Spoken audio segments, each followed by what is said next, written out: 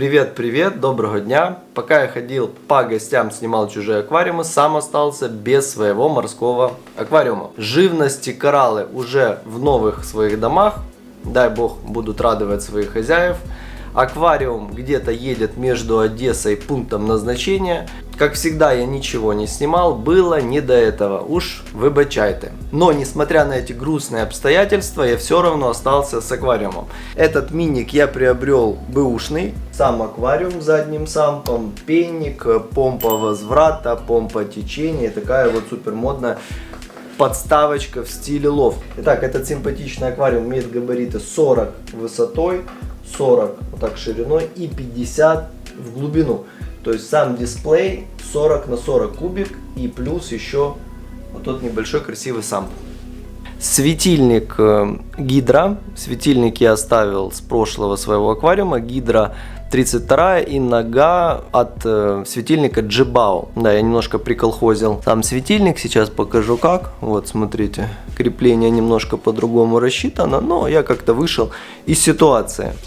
Аквариум склеен из ультрапрозрачного стекла, склеен очень-очень неплохо. То есть стекло тоненькое, коральчики видно все отлично. Подставочка из каркаса стального.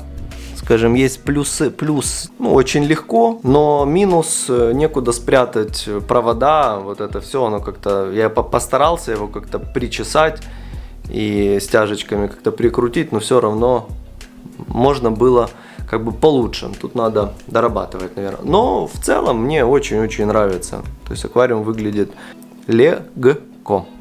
Как дела у нас обстоит с оборудованием, с задним сампом. Вот так выглядит задний самп. В нем стоит пенник, стоит помпа возврата. Ну, хочу остановиться на пеннике. Пенник китайский, какой-то no-name, наверное, с AliExpress. Есть минусы, ряд минусов и плюсов этого пенника. Значит, первый минус, мне не нравится то, что регулировка уровня происходит либо вы выше или ниже опускаете пенник в воду при помощи такого крепления держателя. И при помощи, вот видите, тут даже на крышке нарисован такой смайлик, плюс и минус. Я кручу вот эту вот всю штучку и увеличивается отверстие слива. То есть не очень удобно. То есть нельзя снять чашку, пойти вылить, помыть. Нужно сливать через трубочку. Только так, через вот такую вот трубочку она дает, скажем, некие ограничения. Да, и это первый минус, а самый основной минус, он очень громко работает. Просто я такого за свой опыт никогда не видел. Я не могу спать с ним, я его на ночь выключаю. Я такое слышал и всем говорил, вы что, так нельзя, нужно, чтобы он работал все время. Но нет, ребят, вот невозможно, просто его выключаю. Еще я подключаю трубку. У меня есть трубка воздуха, забор воздуха на улице, я подключаю, становится немножко тише, но тоже такое себе. Следующее, это минусы, это я рассказал минусы и ужас этого пенника, а плюс пенника того, что несмотря на его вот эту вот несчастную конституцию, несчастную его вот эту вот всю шумную, вот это недоразумение, но он пенит прям такую грязную пену, то есть это, наверное, плюс. Второй прибор это вот помпа. Помпа Джибао. Коробочку я не нашел. Помпа называется SLW5. Про третье устройство. Это помпа возврата. Помпа возврата. Вот она здесь стоит. Если вы ее видите, вы ее, наверное, не видите. Но вы мне поверите на слово. Мне давно рекомендовали помпа возврата для миников фирма Aquael. Aquael это польский производитель, польская помпа. Вот это вот я вот в захвате, я в восторге. Помпы не слышно совершенно. То есть вот ночью она работает, как будто ничего не работает. Помпой я доволен. Светом я доволен. Аквариум я запускал на свежезасоленной воде. То есть я набрал осмос, засыпал соль, подождал пока соль растворится, потом на следующий день добавил песок, Песок я схалтурил и нашел немножко у себя какого-то бывшего употребления, промыл его много раз и засыпал. То есть он такой вроде чистенький, засыпал. Сделал ошибку. Так не делайте, ребята, всегда используйте вот песок, все наполнители, камни, желательно все новые. Почему песок фонит? Фонит фосфатом. Фонит, ну, нитратом не столько, сколько фосфатом. Но я с этой проблемой умею справляться достаточно быстро, поэтому особых какого-то вреда мне не принесло.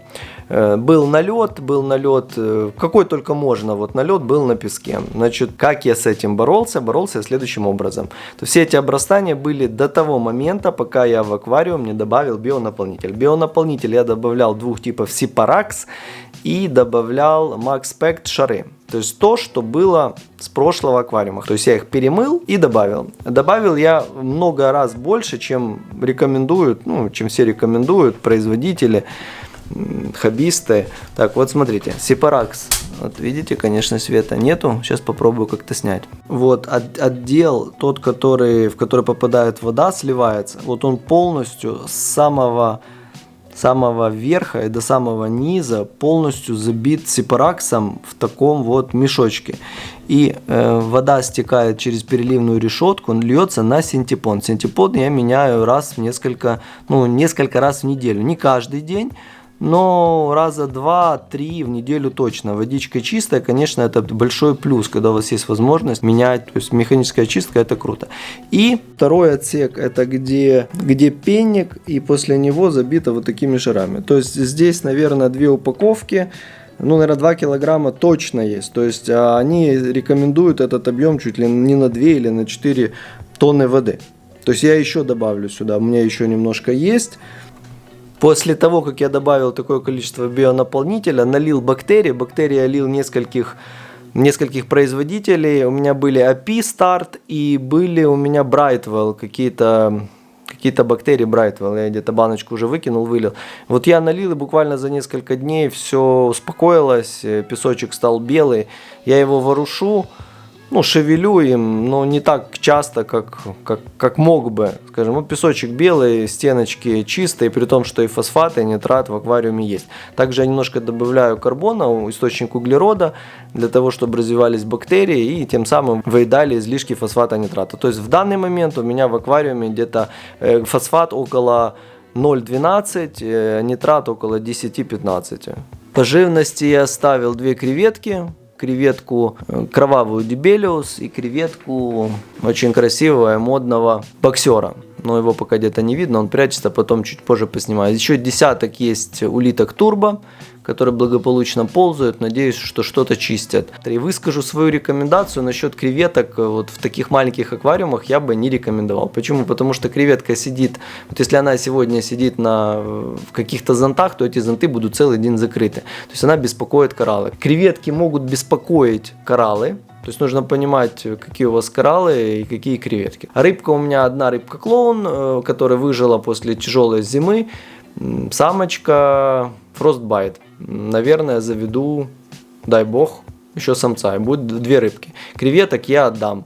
По кораллам есть несколько видов зонтов, но и самые мои любимые — это грибочки с пузырьками, бульбашечками, OG, Sunkist, разные Candy Crush. Вот они мне нравятся, они яркие. То есть в дальнейшем я, наверное, оставлю только грибы. Да и все. Саркофитоны и эуфилия вот одна осталась. Она тоже вот уедет к новым хозяевам. Или хозяевам. Вот такой вот небольшой аквариум. Рекомендации какие? Хороший свет, только хороший свет. Никаких... Старайтесь не идти на компромиссы. Свет должен быть качественный. Много-много бионаполнителя.